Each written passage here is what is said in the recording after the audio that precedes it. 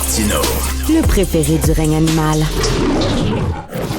Bonjour, les petits lapins. Les drôles se font troller. Avec Jean-Denis Scott. Jean-Denis, tu veux commencer ta revue de l'actualité par un conseil à nos auditeurs. Ben oui, là, si vous nous écoutez présentement, mettez pas le volume trop fort parce que ça prend juste un voisin sensible au bruit puis Cube Radio ferme. Fait que là, je sais que c'est probablement le wet dream de bien des gens de faire fermer Richard, mais on n'ira pas là, OK?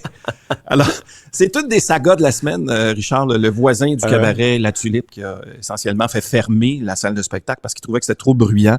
On rappelle évidemment que ça s'appelle La Tulipe parce que c'est le nom de famille de Gilles Latulippe. Je pense que le plaignant aurait aimé ça que le nom de famille de Gilles soit Sanson. Le cabaret Sanson, ça aurait été bon, il me semble. Mais bon, écoute, quand le théâtre va rouvrir, là, je pense que juste pour troller ce plaignant-là qui habite à côté, on devrait présenter la pièce de théâtre Les Voisins. Ben fort, juste pour lui. Ce charmant monsieur c'est celui qui voudrait que le cabaret soit aussi silencieux que la gouverneure générale quand tu lui demandes de parler en français, finalement. Ça a été l'autre saga de la semaine. On va le dire en anglais pour Mary Simon. Oui. Saga. 3 ans après avoir promis d'apprendre le français, toujours rien.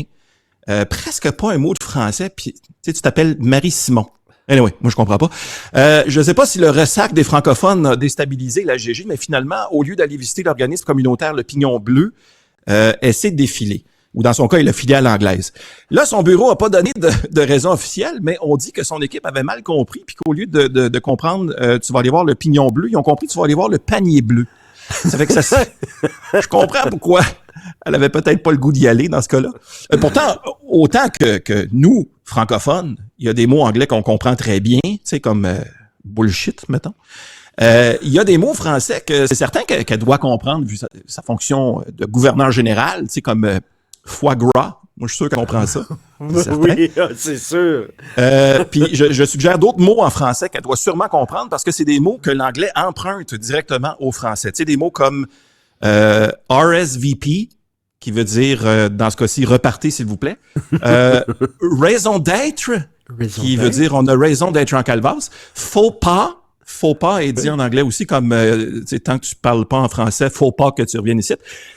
Décolleté est apparemment souvent dit comme dans la phrase décolle tes pénates d'ici.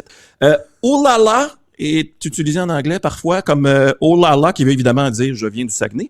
Et pour les amateurs des pentes, après ski est parfois utilisé comme dans la phrase après ce qui vient de se passer, remets pas les boîtes ici. La morale de toute cette histoire, Richard, c'est la suivante. Une seule langue ne pourra jamais vraiment faire plaisir. C'est pour ça que n'existe pas le mot unilingus. Alors maintenant, vous le savez, c'est ça la racine et la logique de l'idée. Ailleurs dans l'actualité, il y a un incendie dans le port de Montréal qui a plongé une partie du quartier Hochelaga, Maisonneuve, dans le noir lundi soir. Il y avait été question aussi de danger de sortir à l'extérieur à cause de la toxicité de l'air.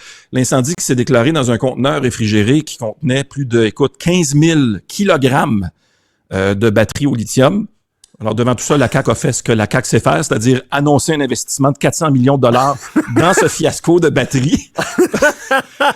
Eux, quand tu vois fiasco de batteries, ils sont là, ils vont là. 400 millions.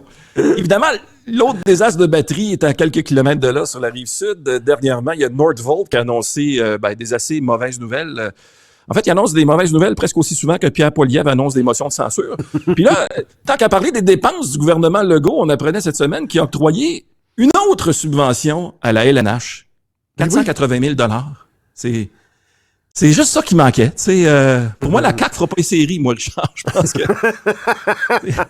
même si on va échanger Fitzgibbon, ça fonctionnera pas. Quand ton club est pourri à la défense puis pourri à la CAQ, là, ça va. Puis évidemment que ton seul gardien, c'est François Le Gaulleur. On est dans le pétrin. Ça, c'est sûr et certain. International, maintenant, il y a un Japonais de 88 ans qui a été innocenté après avoir passé 46 ans dans le couloir de la mort. Alors, 46 ans dans le couloir de la mort, ou comme on dit au Québec, une visite à l'urgence. Pénible. Mais au Japon, c'est un peu différent. Chez nos voisins du Sud, maintenant, Melania Trump, qui a accordé une rare entrevue diffusée sur le réseau d'information Fox News. Alors, demandé à se prononcer sur les tireurs, Melania a répondu que si tu veux que je te dise, j'aurais pas dû choisir le moins cher. Pendant ce temps-là, Donald Trump, toujours concentré sur les enjeux qui touchent les électeurs américains dans leur quotidien, tu sais. Il a lancé une gamme de montres Trump. Des montres Trump. Ça, c'est des espèces de grosses montres en or qui sont vendues 100 000 $ chacune. Fait que je sais pas si ça t'intéresse, Richard, de te lancer dans cette collection-là. Regardez ma Timex. Ouais, c'est ça. Pourquoi pas?